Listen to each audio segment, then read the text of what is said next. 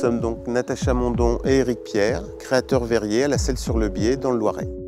Natacha a commencé par les Beaux-Arts de Paris en tant que sculpteur. Personnellement, j'ai fait mes études à l'école Boulle comme sculpteur ornemaniste. Puis, quand nous nous sommes rencontrés, nous avons développé toute une activité orientée autour du verre. Des fois, on commence avec des petites maquettes en carton pour s'assurer que le volume dans l'espace tienne, fonctionne. On modélise aussi parfois en 3 dimensions quand on a besoin, je dirais, d'être davantage sûr du rendu perspective de l'objet. Et après, on devient un métier plus traditionnellement artisanal. Donc dans un premier temps, il y a toujours un modelage en terre. À partir de ce modelage en terre, nous allons faire plusieurs moulages successifs afin d'obtenir un positif de ce moulage en élastomère. À partir de cet élastomère, nous allons faire une empreinte dans un fond de four en plâtre. En retirant l'élastomère, on va de nouveau avoir une empreinte en négatif.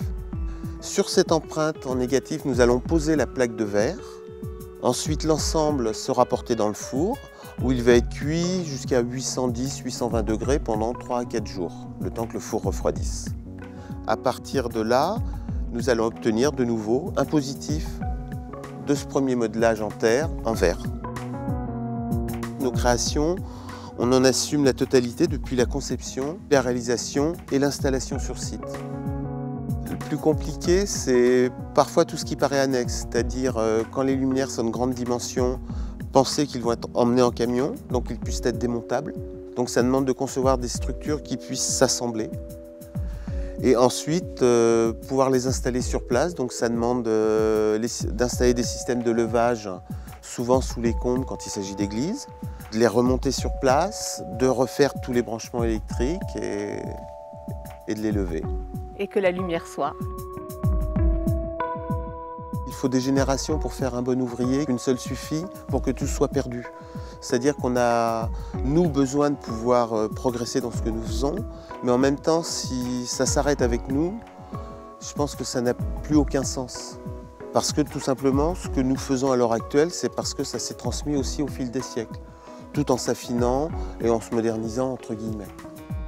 En fait, un artisan et un artiste, c'est l'œil, le cœur et la main.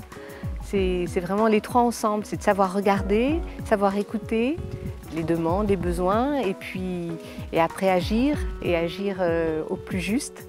Bon, il y a toujours besoin de temps, mais c'est un temps éternel.